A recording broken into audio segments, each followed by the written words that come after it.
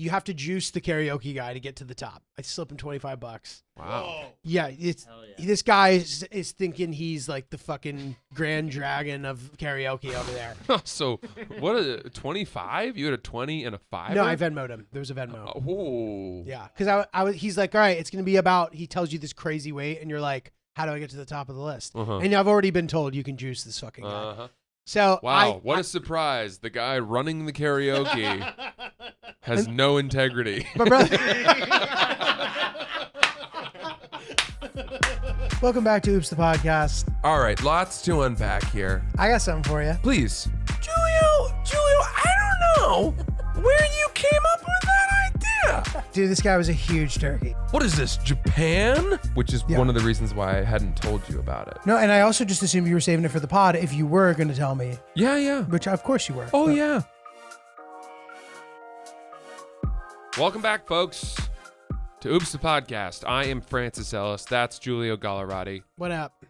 And we've been seeing a lot of each other. A lot of hanging. And it's been fun. It's been a good hang. It's been really good. You are an island in the sea of darkness. You are my beacon. You are my city on a hill. We hang at the stand a lot where we perform often. It's really nice to run into you there. It's a lot of fun. It's so strange because there's so much time between shows. And if I see you sitting in the corner, I get excited. I do. What is it about that? I know we like each other, but it's because we're good friends away from comedy. Right. And we can just sit there. I would say that with no disrespect to any of my comedy friends, everybody else that I'm friends with in comedy, I'm just friends with in comedy. Right. You have real friends from comedy. That's true. But I don't. Right. I don't. I wouldn't go on a trip with anyone else from the comedy world. Right. In fact, I don't even know if I would go on like a double date. Well, okay, but what about but there are some people. You're missing a couple. There are good people. No, but there are some people like you're friends with Ashley and Ray now outside of comedy. Oh, that's true. There's a few exceptions to that. Whoops. Your friend, you are friends with. This is too too black and white of a thing. Maybe you wouldn't go on a couple's vacation with all of them, but you do have friends in comedy. Well, we would go on a couple's vacation with you guys. Is the point that I'm trying to make. Yes, I agreed. And I don't have that many of those either. I do have a few though in comedy. Yeah. Yes. And I feel like would you say that you have some good friendships here at Barstool? I do. Yeah. Yes, I do. That's good. Yes, I do. It's a good thing. But you supersede professional friendship. Right. Which is nice. So when I see you, I feel like the way that Ruby gets when she sees Kojai in the morning. She gets excited? She gets excited. Does he get excited? No. He doesn't. He's come to terms with the fact that Ruby is not leaving. And he will tolerate her, but he's not going to play with her. But she really wants to play. Oh my God. All right, wait, dude. We need to figure out the order of how we want to talk about things because I want to talk about your troublemaking as well. Oh yeah. Oh, let's go back to that. Let's go back to that. Because that will segue nicely into Ruby's troublemaking. Okay. So I see Giulio last night. Now I've once again found myself with my foot in a bear trap of my own doing. I constantly get myself into trouble, and as we've so often discussed on this podcast, you have witnessed a lot of it firsthand. Yeah, I have. And firsthand, I've seen developments live. It's crazy, bro. Multiple times I've seen developments live. But I used to sing my own sad song about I just don't know why trouble keeps finding me, and you were on my side, and I think now we both agree that you can only get yourself in trouble so many times before you have to start really examining what it is your own personal contributions that you're doing. Because I said to you last night, I was like, at a certain point, I have to come to terms with the fact that God has given me a lot in the world, and the tax I pay for all my good things is trouble. That it's some, Yeah, and I was like, dude, that's a bunch of bullshit. Galactic karmic twist. That there are outside forces punishing me for whatever good things that have been bestowed upon me that perhaps I did not earn. And you said that was bullshit, which was an important dash of cold water to the face. I needed that. You need to start taking more deep breaths, I think, in general. I think my whisper is too loud. That's possible too. You have a strong voice. I think I'm too articulate when I whisper. Yeah, so the people that I'm talking about hear it and hear it well. Yeah, we're fairly certain that this whole new beef has stemmed from potentially people overhearing Francis saying things about either them or those important to them. Yeah, that's what we suspect. It's been impressed upon us that was the case. Now, here's the thing though, guys. I don't want to lead too many clues because I want to resolve this situation, but frankly, I don't feel that bad about this one. I really don't. I was watching a comedian perform, and I was supposed to follow that person. I had brought a lot of people that I knew to the show. It was a late show, and they were really falling asleep because the comedian just didn't have it that night. And I don't care to say that. I'm fine. I can stand by that. Okay. And as I was watching this, I said to the security guard, man, this is tough. This is going to be tough to follow. Something like that. Like the crowd is really struggling here. And the person who was dating the person on stage, we suspect, overheard me whisper that to the security guard. Yeah. And is now hates me. And is now running around the club trashing Francis. Yeah. So that's what happened. That's what happened. And I don't know what to say. I don't really feel that bad about it. It wasn't just me running my mouth. Really. Dude, it's not like I saw the comedian in the street and turned to someone and was like, that comic sucks. I know. I was like, this sucks right now. Yeah. What's happening here and my involvement and my, let's call it equity in the situation is plummeting.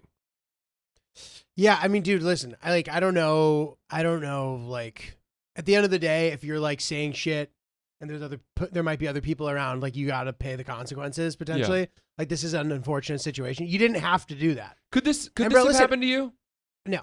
Why not? Because I don't give a fuck how the person is doing before I go on. Not even on a flex way. I just don't. I have no attachment to like, the environment if I can't control it. Okay, so let me ask it a different way.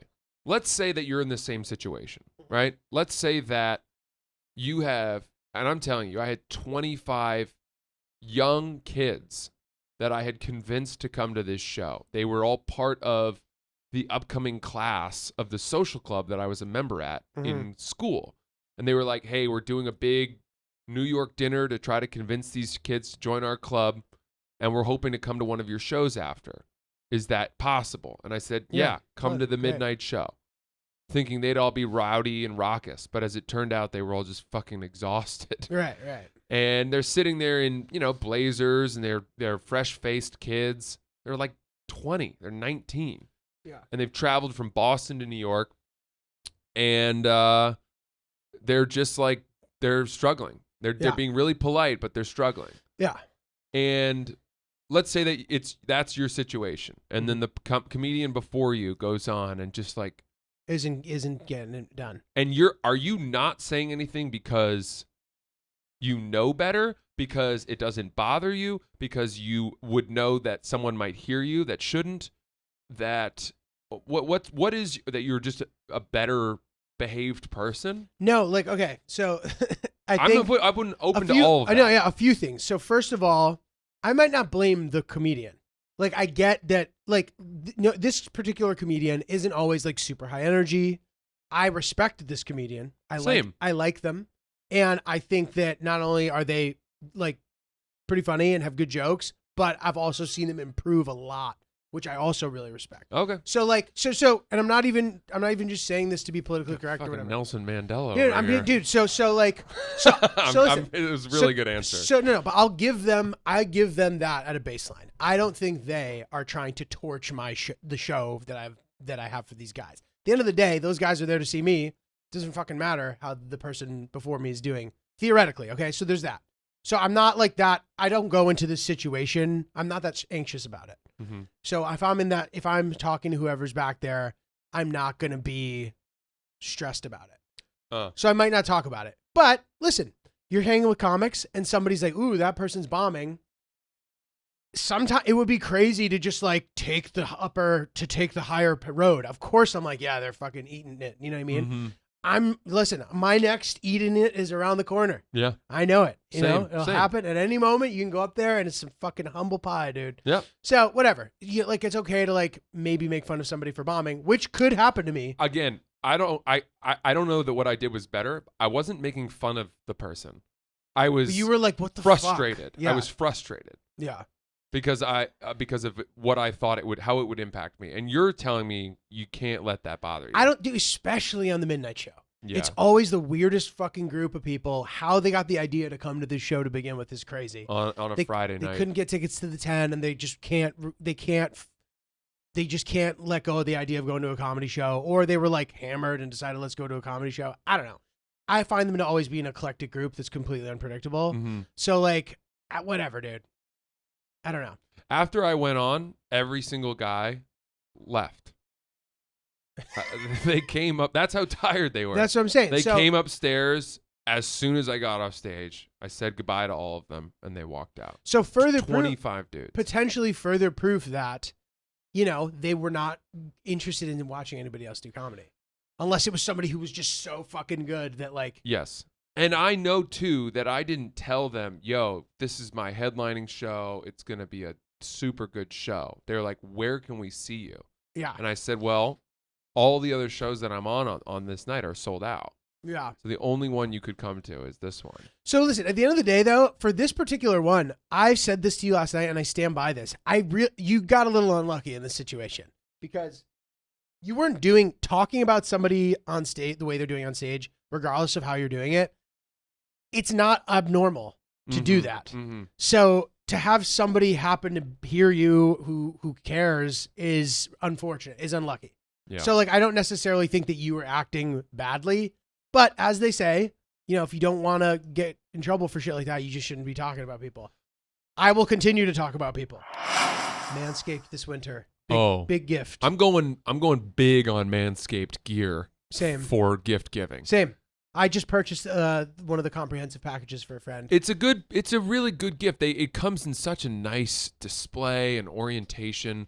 It's so easy to use, and it's not, I don't know, it's just that gentle nudge to your dad, like, hey, Dad, get your shit together a little bit. Get your nose hairs, your ears hairs under control. It's not hard. Yep. You know what I mean? Dude, I bought my boy the Performance Package 4.0, which comes with all the good stuff. Lawnmower 4.0, Weed Whacker, Crop Preserver. You guys can imagine what all of this stuff does, but basically it just keeps you kempt and ready to go. Yeah. Nose hair trimmer's great.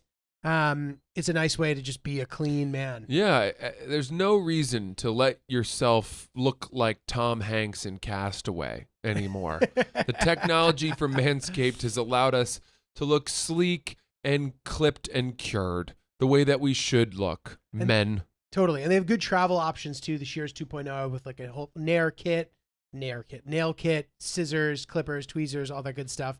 You get 20% off right now and free shipping with code OOPS at manscaped.com. That's 20% off with free shipping at manscaped.com. Use code OOPS. Manscaped for a perfect gift that will be the holidays' biggest hit. I wonder how easy would it be for me in my life to stop talking about people? So, dude, I really believe that as a comedian, if you were to just not talk about people at all, you're not going to be able to be a comedian anymore, dude. You need to have that instinct. You need to notice when someone's doing something weird. And you could just have discretion about who you talk about. I don't know that I have discretion. That's my problem. You got to work on it. Yeah.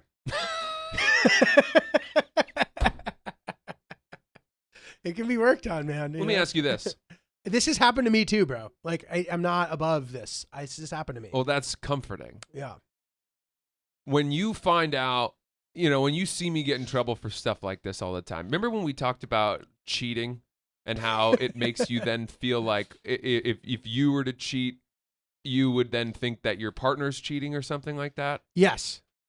When you see that I do this and get in trouble for this, does this make you worry that I'm talking shit about you? I just know that people who talk shit about people talk shit about everybody typically. You know what I mean? Interesting. And listen, I don't think that you're like talking shit about me, but like, I don't know. I'm sure you think stuff that like, I don't know, you know, it's okay. It's healthy. We should like, okay.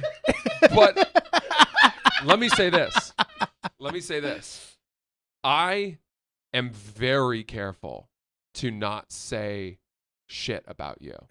Thank you, dude. Thank you. Likewise. And that's because, well, first of all, you're my friend. Mm-hmm. But secondly, there are high stakes. Agreed. There are high stakes. Yeah. There is a professional delicacy. Uh-huh. We have to like enjoy talking to each other. Yes. And if we don't, it's like a massive problem. Yes.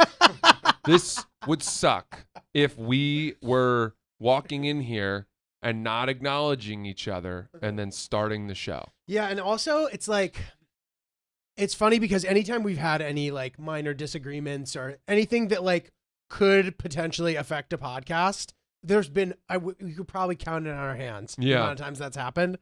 Probably like less, you know what I mean? Mm-hmm. No, like nobody would know. We're good about like being stoic and just being like, all right, whatever, that's annoying, but like it's not like it has to be solved. We like each other still. Yes. It's not about whether or not, you know what I mean? Like I think we genuinely have to try to have each other's best interests in mind. Yeah. And because we have that's such a strong foundation that anything else that were to happen, it's okay because the foundation is still that we intended to do right by each other. Yeah. You know? I would be gutted if I were around a corner and I overheard you. Oh my God, dude. Ranting about how much you disliked me. I would be gutted. I know. No, dude, that like same. I would expect that, you know, which is funny because last night I'm sitting at the table. I see Francis before he sees me, and I hear Julio, and I'm like, oh boy, oh boy. Did you hear what I said though? No, but I didn't think you were I said, here's who's on the lineup before me, because I was trying to figure out if there was anyone that I could trade with to go earlier. I'm your guy, dude. And Julio, sure enough, gave me the earlier spot. I have now switched with Francis a couple times, and I'm willing to continue to do that. I live down the street from the club, and Francis doesn't. And Francis has like a weird relationship with sleep, and I like don't.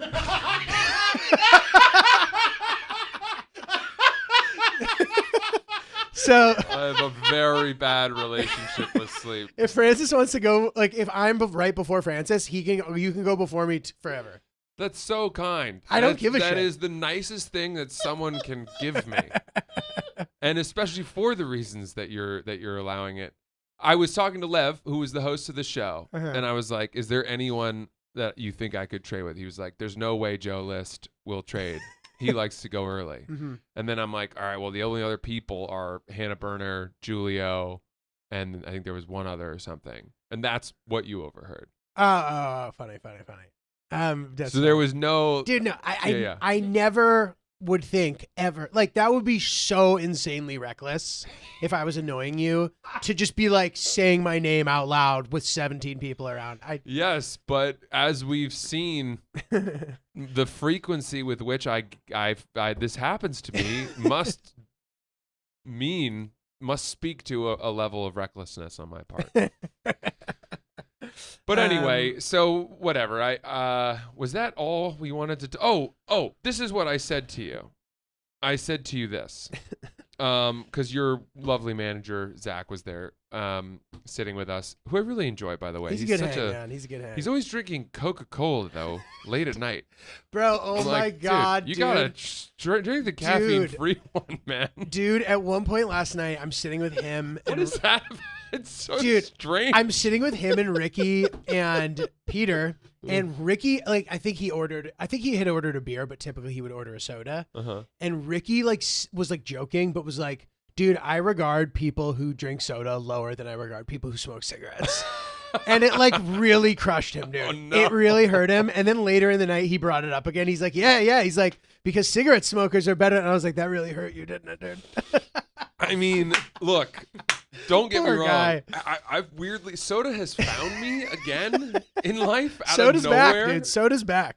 Yo, on planes, Soda's back. There's something about like, I don't know. Yeah. The drink cart. Totally. I'm having a ginger ale over ice. What a treat that is. Oh my God. Totally. It's a treat. But that's It's one soda. And then if I'm sick, I'll have a ginger ale. Yeah. As some sort of tonic. Stomach situation, yeah. But sorry, I cut you off. No. I was just anyway, I love your guy Zach, and he's there, and we're talking and we're trying to, you're once again working me through how to resolve this thing and whether how to go about it.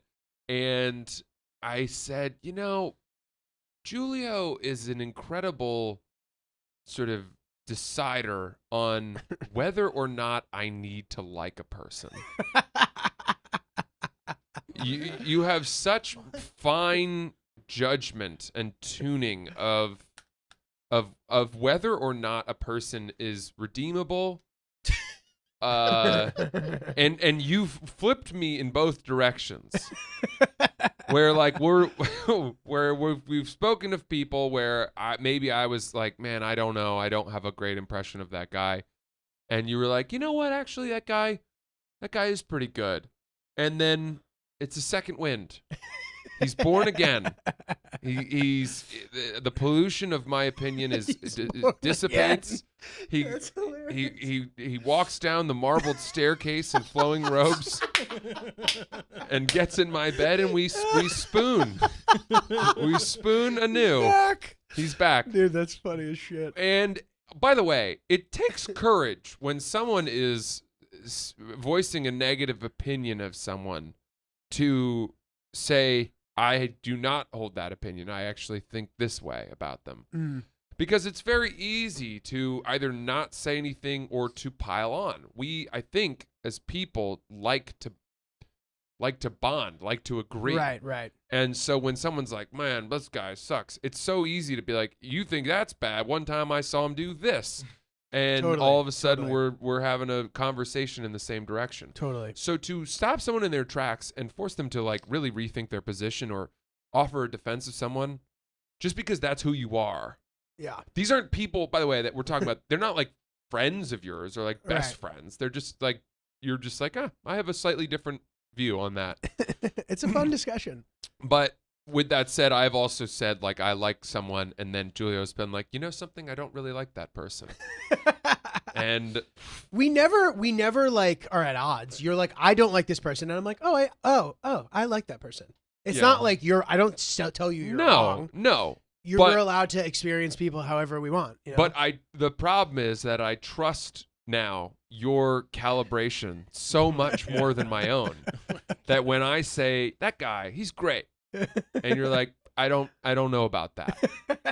Instantly, my equity in that person tumbles precipitously, and I then don't like that person because Julio is more discerning of people. That's funny. Oh, I'm gonna make sure. Like, I didn't know that until yesterday that you felt that way. So I'm gonna make sure that I really, because occasionally I'll change my mind about people. You know what I mean? It's not like, so not only will I be sure to really think it through before I say it, I will update you when I change my mind. Yeah, you have to. I have to. That's only fair.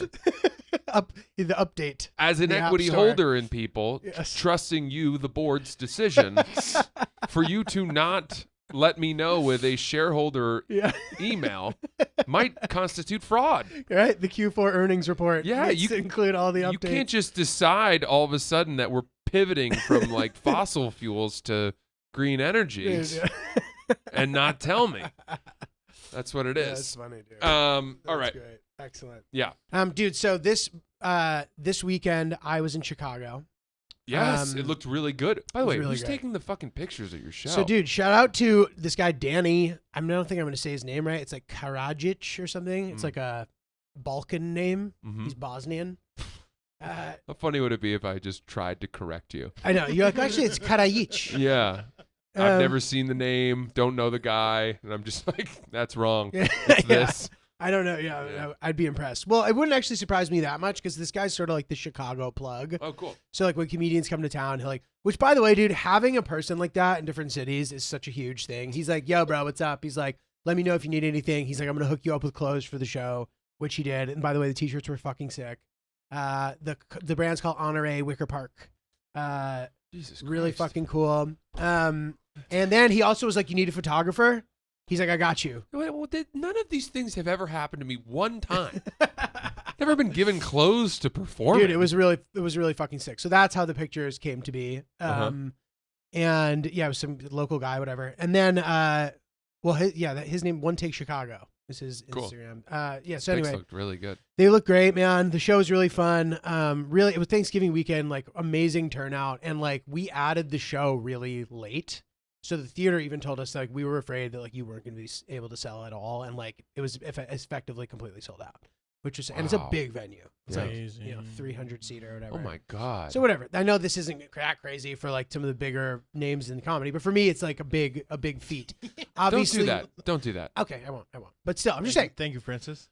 It needs a little bit of context. For me, it's a big accomplishment. So anyway, it is a big accomplishment, period. Certainly doesn't hurt that, Hillary comes from there. We were able to like tap into her network, but also tons of OOP support, tons of whatever. Great show, amazing. Phenomenal. I think a bunch of my book club members came. Yes, I met some of them. And I shout them out not to try to take credit for you, but rather because they're some of my favorite people on earth. So dude, I think it was one of those people specifically, I'm pretty sure she's in the book club.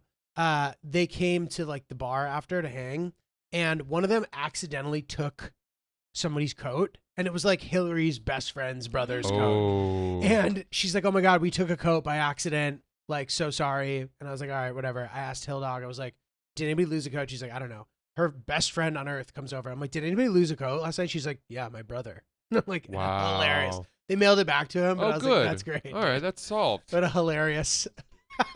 Phew. She's like, my fucking boyfriend. Yeah. Losing a coat is tough. It sucks. It was like a nice coat, too. That's a big deal. But dude, great support. So dude, this is funny. By the way, that's like one of my biggest fears.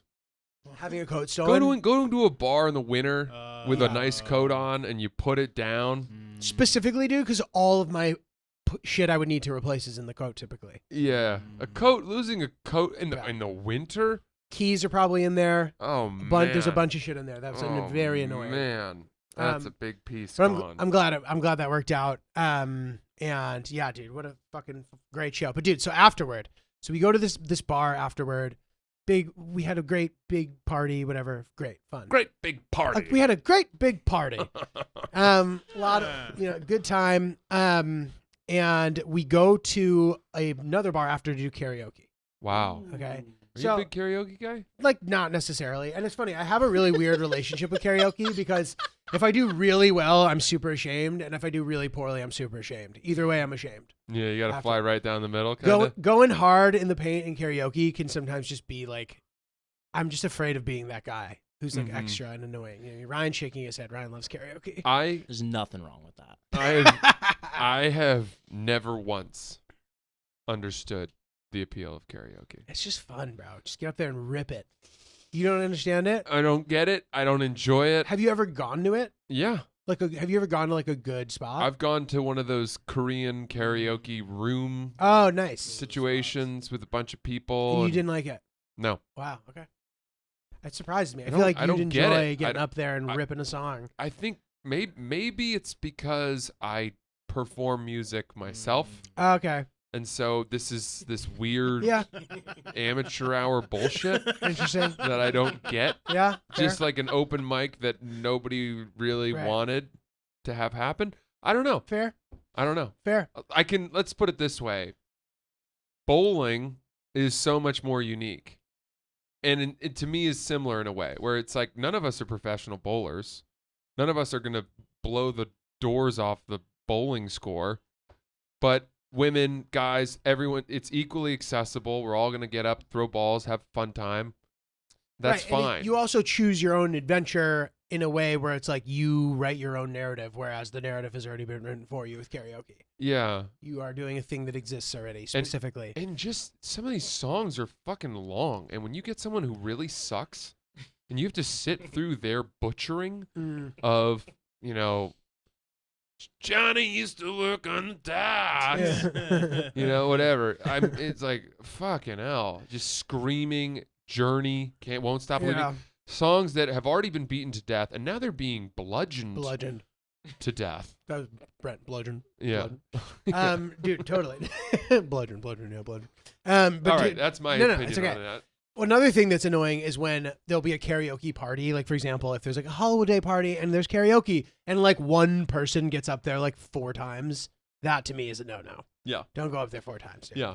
Anyway, okay, so we're at the bar. We bump into a couple of people who are at the show, who are listeners to the pod, who are super fucking cool, really nice. They're psyched to hang out, whatever, we're all hanging. I put my hat in the ring for karaoke. It's been mostly songs like you've been talking about, songs that have been bludgeoned. People are all in the bar, all singing along, whatever. Shania Twain. Exactly. I feel like a woman. That song literally may have been. Yeah, literally. God almighty. So anyway, I put my hat in the ring. You have to juice the karaoke guy to get to the top. I slip him $25. Wow. Yeah, this guy is thinking he's like the fucking grand dragon of karaoke over there. So what a 25? You had a 20 and a 5? No, I Venmo'd him. There was a Venmo. Oh. Yeah, because he's like, all right, it's gonna be about. He tells you this crazy weight, and you're like, how do I get to the top of the list? And I've already been told you can juice this fucking guy. So wow, what a surprise! The guy running the karaoke has no integrity. But brother,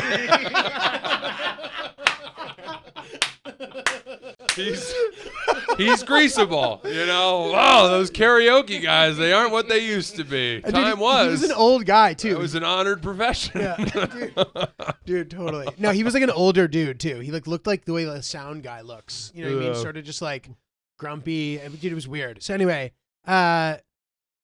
That's, by the way, I feel bad saying that now because the sound guy who worked at the Den was fucking amazing. He was the man. But sometimes sound guys can be grumpy. Anyway, I put my hat in the ring. I put a Bad Bunny song in there. I'm ready to go. It's a song that I know front to back. Like, I know it. I was hoping that there would be another song on it. But at the end of the day, it's like, okay, people sort of want, there's the right environment. Because some places, like, if you just do a random ass song, people will just tune out. You know what I mean? So I did a very, very popular Bad Bunny song that is still ultimately niche. It's nowhere near the journeys of the world of recognizability. No. Many steps down. Is it in Spanish? Yes. Well, then it's definitely niche. Yeah, exactly. So, but this song was like notably #1 on Billboard. It was the only like Latin song to ever be the first. I'm sure there's been more now, but the first Latin song to ever be #1 on the overall charts. So like, is that true? Yeah, this specific song. It's a mainstream. That may not be true. I don't know. But recently, it actually may be true. Ryan will probably. What song is it? Dakiti, it's called. Huh. So anyway, I go up and I start doing the song. And the beginning's like kind of easy and I'm like doing it. And just within 45 seconds, a dude just goes, boo. Oh. Dude, like a really emphatic boo. By the way, Hill Dog immediately comes to my defense and gets in the guy's face. She's like, you got something to say to me? My girl was fucking doing my, oh my go! God. Let's go. I think she was like, do you want to fight right now? Yeah. I think and I have an audio recording of it that I will not include in this episode to preserve her privacy. Were you recording yourself? She was recording herself. She was like somehow recorded herself doing it. Wow. Yeah. She was probably recording you. I think she probably was recording. And then, yeah. So anyway, that just shook me, dude. Getting booed and then having my girl fighting a guy for me. Yeah. I just felt like a bitch, dude. I felt, what? I don't know. So I felt really embarrassed suddenly. And I felt bad because like these other like people who were at the show were there and they were filming me too. And like, then I started to get shy. And then, oh my God, dude. And then I just like stopped like executing. And like, it seemed like I didn't even know the song, which I was even more embarrassed about now because these two girls specifically are both native Spanish speakers who then decided to like get involved and like sing along with me. And it was probably just partially because it was fun. It was fun and they know the song too and they wanted to sing and they're like, but then it also felt like, oh, they're like helping me get across the finish line. That's how I take it. And I get the part sense of it was sort of like in The Sound of Music when Captain Von Trapp starts crying through Edelweiss at the end of the movie and they get the entire audience to sing along. Yes. And it's very moving. Yeah. And they're helping him out. Yeah. And the family comes back out and his wife is singing and the kids start singing and they escape into the night. Yeah, it's something like that. It's something like that. Okay. Edelweiss. But dude, it's exactly like that. Or like the famous clip of the guy who can't finish running and his dad runs down from the stands. It's all very moving. It's all very moving. All very moving. But in this situation, like, they didn't have the context. Like, here I am on this show fucking talking about how I know all the words to Bad Bunny songs. And, like, one of the, like, most mainstream ones, which I literally know every single word to, I suddenly seem like I can't do it. So I was just, like, really embarrassed. Yes, but they don't need that context. Their context is, here's a young man who chose a challenging song in our native tongue. What a gamble. But dude, and he's struggling here, so we're going to come and help him out. Yeah, but that is, like, not accurate. Like, that is not, like, I don't need help. Not that, but it's fun to do it all together, of course. But, like, You wanted it yourself? I got booed and it made me shook, and then everything started happening and I couldn't focus. Okay, let's look at this from a different vantage point. You got booed, right? Your girl comes to your defense. That's baller, right? And it was a boo of, like, this is a song I don't know. Maybe that was where the boo stemmed from. That is a very careful ear to a boo. I'm fairly certain. Dude. That is you hearing a boo and letting it sort of summon insecurities, which to me, that's just a drunk guy at the bar booing, probably because he's either stupid or doesn't like songs in Spanish. That's what I'm saying. He might just be racist. That's what I'm saying, though. But that's what I'm saying. I'm saying it was a boo. The boo wasn't related to my specific performance at the moment. It was a swift boo. The entire bar had been singing along to every single song. I thought you just said that it was because he thought you didn't know the song. No. Oh, did I read that wrong? You definitely read. I think. That's how I just took it. Did you guys take it that way? I kind of took it as like you were bad or he didn't like the song. song. He didn't like your performance. Yeah. Oh, okay. That's what I thought you said, but no, maybe not. Okay, well, I'm glad that I get to clarify. I don't think he thought I was bad. It was, like, really at the beginning of the song, and it was a random fucking song. So I think that every song had been a everybody in the bar sings along song, and then here's some random song, and whatever. It could be any of those things, but I don't think it was directed at me specifically. I think it was directed at the song choice. Understood. Very specifically. Okay. So your girl, my girl, tackles this guy effectively. That is wow. I mean, she looked good too, bro. Yeah. It was a move and a half. Yeah. I was like, damn, bro. That is sick. Yeah. That is cool. And then she, like, came and put her arm around me and she was singing, and I was like, this is fucking embarrassing. No. I was embarrassed. I don't like that. And I that's touching and encouraging, and just as the two Latin women who are the fucking best. What a great hang, guys. Thank you. And the two guys they were with too were amazing hangs as well.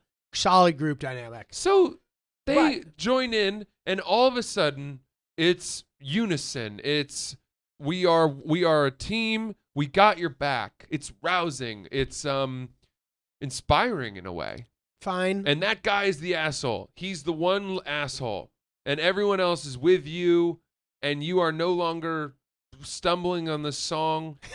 You've brought people together. You've stirred the better instincts. This is all great. I agree. This is of really your nice. girlfriend and these people who are proud of Spanish.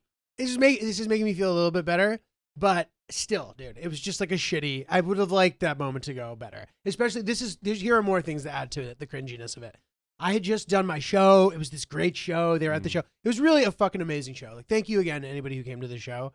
It's probably had to be probably my best show of the year. If not, it's awesome. Top 3. And You've this been triumphant long set. Yeah. Wow. Here he that was great. We came to see him and it was great. And now we're all hanging out. And now I'm just this fucking. I'm dropping the ball, dude. I can't believe this from you. I'm just because I can see a video camera in that bar.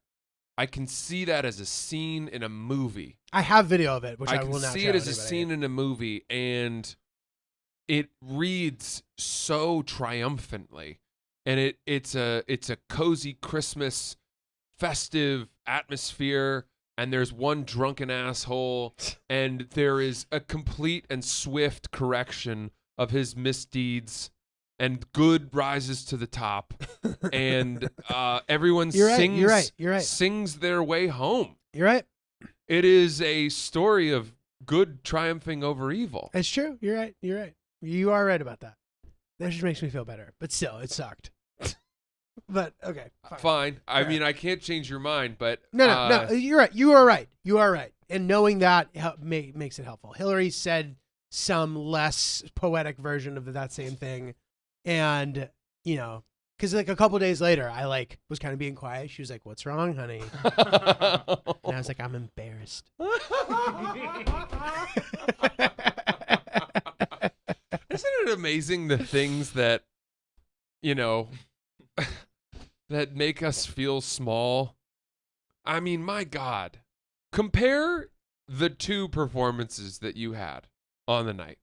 Wow, right? I know. One I know. is your job that you've worked for forever. And, obviously it went well, so we'll never know. But I just, it's amazing to think that something as trivial as drunken late night bar karaoke could cast a pall over what actually fucking mattered. I know. On the night. I know. You're right. That could puncture somehow your victory lap. I know. You're so right. You're right. And yeah, it was a little bit of a asterisk for me on the night, but I know that is completely wrong. It's not what you were evaluated on that day by all those people. It's not where the test was. You had aced the test. And then everything else was just fun. Yeah, I did 100%. Absolutely. All right, I have a great relationship test for you that will tell you a lot about how your significant other feels or where they stand and where the power dynamic lies in your relationship. Hit me. So, recently, I have found it fun to ask my wife for permission for things that I do not need permission for. Like what? Hey, honey, I was thinking I might have a spindrift. What? Is that okay? What? You've been doing that? I might go to the fridge and get a sparkling water. Is that all right? What? Wait, when you're sitting together watching something or something? Or just if we're in the apartment together. What does she say? She goes, "What the fuck?" Yeah, what do you mean? You don't need my permission for that. Which is what you want to hear. You want to hear that. Because if you ask someone for permission for something that you don't need permission for, and they go, "Yeah, go ahead." Yeah. And don't even think about it, problem. Well, yeah, why would you do that to yourself? You're just making, that's crazy. I'm just getting a sense of how much control I can expect to retain. I'm getting a sense of how long my leash is. I'm just going to go ahead and get a spindrift. Is that okay? Yeah, that's really extreme. Sure. That's really extreme. There's no world where she would ever say no. Right. Or it's that one's pretty overt. She would obviously sense like, what the fuck? You don't need my permission to drink a sparkling water. I'm trying to think, is there something more subtle? Like, what would be something where it could potentially be a gray area? I was thinking on Saturday afternoon, I might go. Right. Golfing. Watch a game with my buddies just for an hour at the bar. But you know what I mean? It's tough because she might have plans for you. Right. You give her the opportunity to object while still stating your agenda. So for that one's it's reasonable for her to object, right? But I'm saying and that's a good presentation of it too. Yeah, I'm saying one where it's not reasonable. Yeah. For her to object. Right. But have you gotten to a point in your relationship where you are so beholden to her power or his power that if you ask permission for something where you know yourself that you don't need permission for that thing and they respond and give you permission without batting an eye or thinking that it's weird, it's a bad place to put yourself that's in. trouble. You mind if I go to the bathroom real quick? Yeah, go. Yeah. Go. That is probably too overt too. It's a fine line. I think the spindrift one is equally the only way that the spindrift thing could be a problem if you've just been crushing all the spindrifts. Yeah. I'm gonna have another spindrift. Are you cool with that? Yeah. I know we're not doing another. Or fresh she's direct saving order. them for guests later. Oh, Yeah, we need those spindrifts for the guests that are coming over. But the point of this is that you are asking for permission for something that you absolutely do not need permission for. Yeah. You should stop doing that, dude. That's gonna get you in trouble. Hey, honey, 6 months from now, I was thinking I might go away for the weekend with my friends. That's fine. I think it's okay to that's okay because you're discussing. If you're not saying, can I? You're like, I think I'm thinking about. Would that? But then you ask permission. Is that like an issue? Yeah. But it's good. It's good to be aligned on the calendar. Yes, it is. You know, good to have a calendar aligned. I get so many calendar invites from my wife now. Have we talked about that? No. It's become, well, I need it because now our schedules matter so much. Right, because the puppy. Because of the puppy. So, dude, you want to fill us in a little bit about that? Yeah, man. It's a lot. Yeah. It's as much as I thought it would be. You have a child. But I did not really understand. So when does this get easier? How long does it typically take? I think there are two gigantic sort of hurdles that once we overcome those, life will become a lot easier. The first is house training, getting her to not go to the bathroom in the house anymore. So when she'll just like be peeing on the floor occasionally? She can't, her bladder is so small that she goes to the bathroom 15 times a day. Mm-hmm. And I, and she wakes up from a nap. She naps a lot. You have to take her out instantly. Instantly. So let me ask you this. Like, have you guys, why don't you put like a wee-wee pad in her crate? We do. She pees on that. Okay. But you want to get to the point where she's not doing that. So you had mentioned that you have to wake up in the middle of the night to walk her. That's the hardest part. Why don't you just let her to go on the wee-wee pad? Because she's shitting in her crate. She sleeps in her crate. And then does she sleep on the shit? She theoretically would, and we don't want to. We want to. It's crate training. Right. So you want to get to the point where she realizes that she should not be going in there. She can't go to the bathroom in her home, in her safe space. Do you ever like get frustrated with her and be like, no. And then you're like, okay, I can't. This dog specifically, I think this breed, it said you're supposed to teach them with calm, assertive energy. Oh, interesting. Did we talk about that? No, that's I really like that. And you're like, Sierra's just she's using the same thing for me. Dog is a proxy for me. Yeah. I really like that though. Yeah, calm, assertive energy. It's not yelling. It's not like, spanking the dog's butt. You were a bad girl, Ruby. I think we could be a little more assertive than that. No. That's spoiling. Dude, oh my God. She's so adorable. She's really cute. And that does make everything easier. Do you have any videos of her and Kojai interacting? I do. You must have a ton. I have a few. Those. I'll send those to you. I need some of those. We might need to say, if it's not too personal, we might need to share some of those too. That's fine.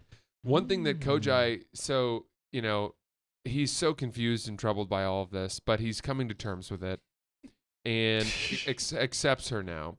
But he still wants to let her know that he is the bigger dog. Yeah. Because he is, but probably not for a whole lot longer. Not for long. But he's a fullback. Yeah. He's Mike Allstott. Yeah, totally. He's the 1 yard, need to punch it in. Mm-hmm. We're playing bully football, go straight up the gut. Yep. Running straight ahead. So what happens is I bring them up to the deck, and we can't have her out on the street yet because she still has to get her last vaccination to be safe from diseases from other dogs. Interesting. So we can't even take her out of that one. We took her to Pennsylvania for Thanksgiving and stuff like that. But did she have fun? She did, because they have a really nice outdoor yard and backyard. Can you let her off the leash? Yeah. How do you decide when you can do that?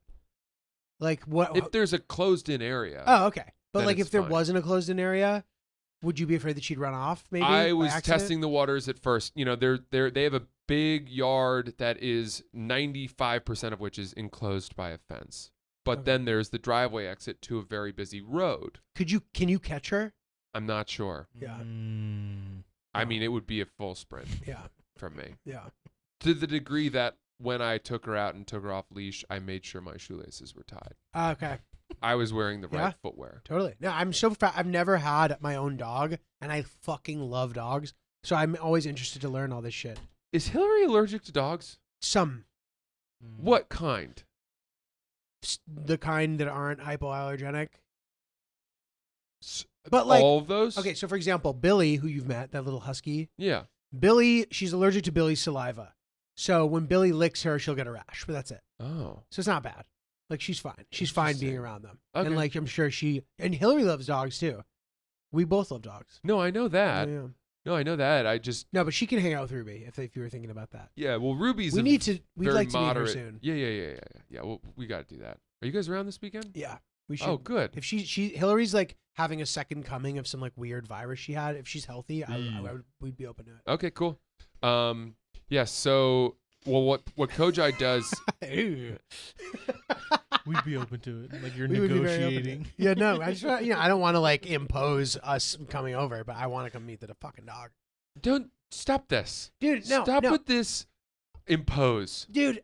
Inviting yourself over is an annoying thing when people feel extremely comfortable doing that. I don't know that I agree, because if people invite themselves over, I'm perfectly comfortable being like, we are away. Right. We have shit to do. Right. And I don't feel like you've been rude. It's an easy out. Okay. I would rather people just volunteer. I'm free and we want to see you. Right. How can we do that? We will come to your home. Yeah. What? It's so hard to orchestrate What a plans. gift. What an unselfish thing. To me, that is the most wonderful thing. There's nothing that makes me happier than having people over. Yeah. So that I can not go anywhere. Yeah, no, it's true. You are a host at heart. It's just cheaper too. Yeah.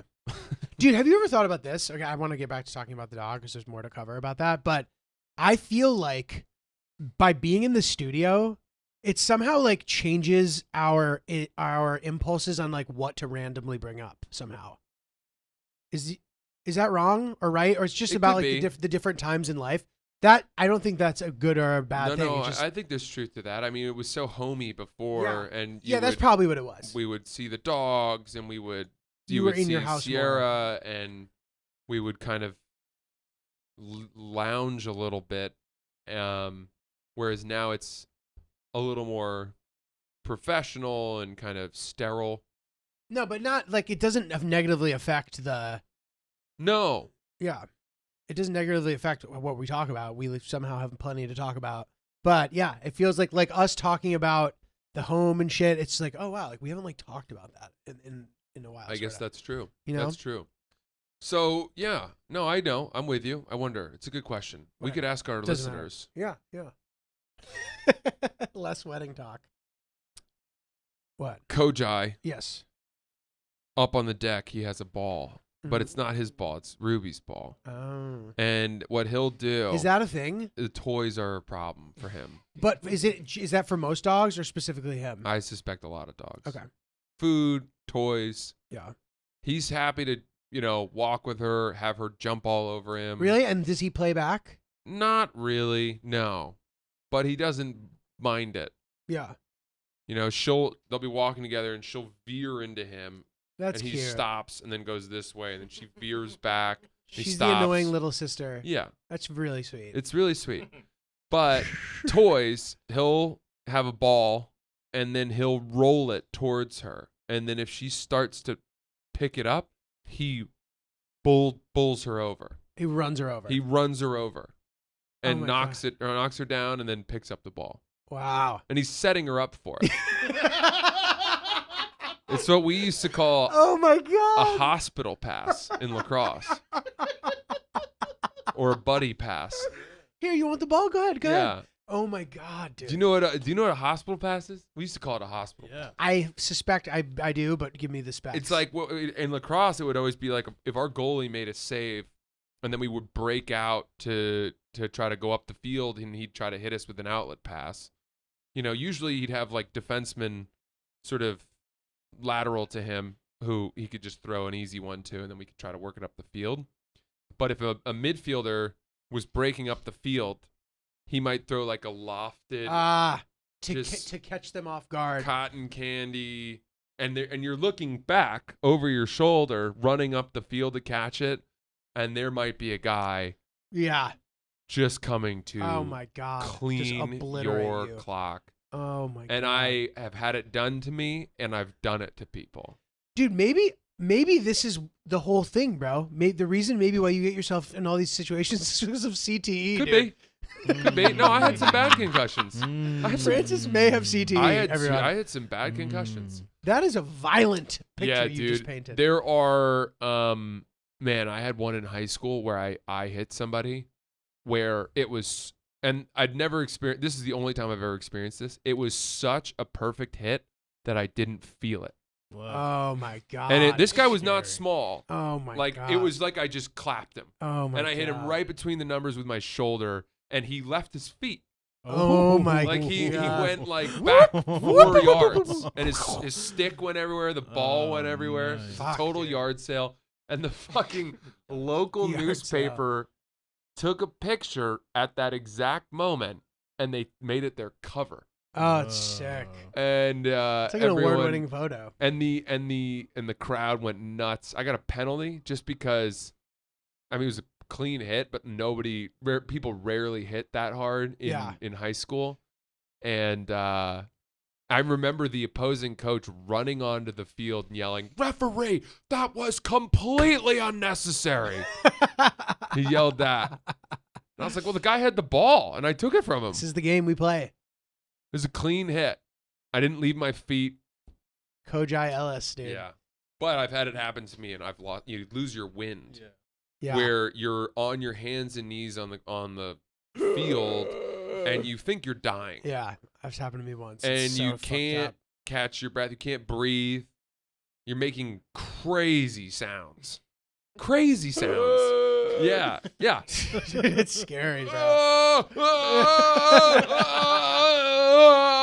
It sounds like that. It's so embarrassing to lose your humanity. Yes. Yeah. You know what I mean? Like, even you saw when Deontay Wilder knocked that guy out, him just being like, Yeah. I felt so bad for that guy. I'm like, Yeah. this poor guy, bro. Yeah, you sound like an 85-year-old man getting into a bathtub. Yeah, dude.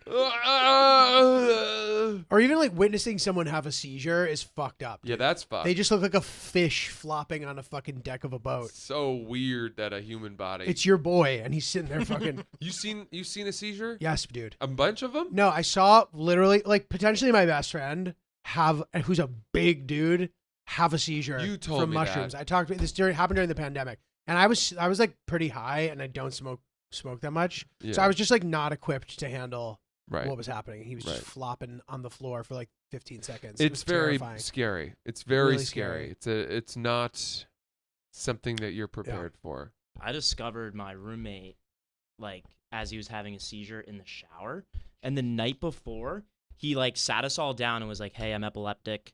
Here's what to do in case I ever have a seizure." And the following morning, he was in the shower, and then I ran in. He was much bigger than me, and I was very weak. Then I just held him. Is that what you're supposed to do? Supposed to hold them so that they don't their teeth and support their jaw so they don't bite their tongue and stuff like that. Did It you was get scary. into the shower? That's a good friend. Yeah. Yeah. Pretty erotic if you're asking me. Come on. Yeah, That's someone's assuming fantasy. He's naked in the shower. That's someone's fantasy. By the way, I'm glad he imagine told him us right waking away. up from that seizure being held by Ryan in the shower. What the fuck, man? Hey, what are you doing in here with your boots on? Hey, bud. Yeah. No, you're okay. You're okay. You had a seizure. You're okay. You're okay. You're okay. You're fine. You're Dude, the worst fine. part about it, we were sitting, and I've told the story before, but we have so many fucking episodes that good luck finding this if you've just started listening to the podcast. So Yeah. I don't mind telling a short version of it. Him and his girlfriend are sitting at an island in their kitchen, and the girl goes, "I'm not feeling so well." And he goes, "Me either." And they had both taken the same mushrooms. And at that exact moment, when they both said that, she just kind of was already on the ground and went further to the ground. And he fell out of a high chair, bro. Ooh. This guy must weigh 240 pounds. And he just landed crisply directly on the floor. Boom. Dude, and to your point, it must have been a perfect. And I know they say that when you're not conscious, you're more relaxed. He wasn't. The fact that he didn't get injured from the fall is shocking to me. Yeah. I thought he was going to break his neck or something, which is, to your point, why I'm sure holding the person can be good so they don't fucking break their teeth or smash their head on the side of the thing. I don't know, whatever. Crazy. That's crazy, dude. That's crazy veering. Why do we start talking about that? Oh, because of Kojai. Yeah. Kojai attacking Ruby. Hospital What a pass, dog. seizures, brains issues, Jesus, all dude. the stuff. All right, well, dude, we should get more into this. We'll get more into some of this dog stuff as well as some other great topics on the next episode of Oops. Ryan, what do you got for us? Okay, so Facts with Ryan. Were they lying? Facts with Ryan. Thank you. When it comes to sleep, Coca-Cola and other caffeinated beverages are terrible. Just to confirm. Wow. In case you had any doubts. Doesn't even seem like a fact. La Bamba was the first Latin song to be added to Billboard's Hot 100 list.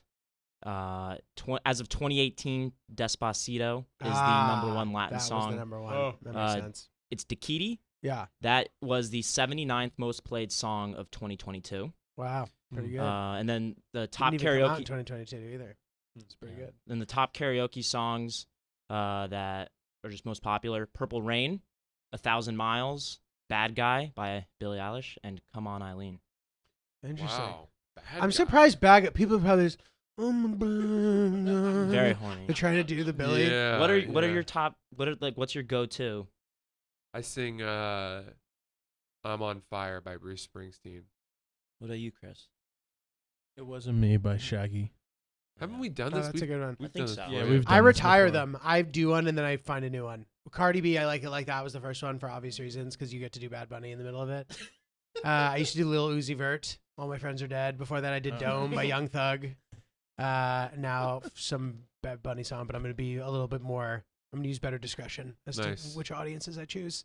Good. All right. Thanks, guys. We're Oops the Podcast. Julio, you've got some shows coming up. Yeah, I have St. Petersburg, Florida on January 20th. That should be 2 shows. It's going to be a lot of fun. The link's coming soon. Francis, what about you? Okay, very cool. I'm going to be at in Philadelphia at Helium on February 1st. Right now, there's only one show.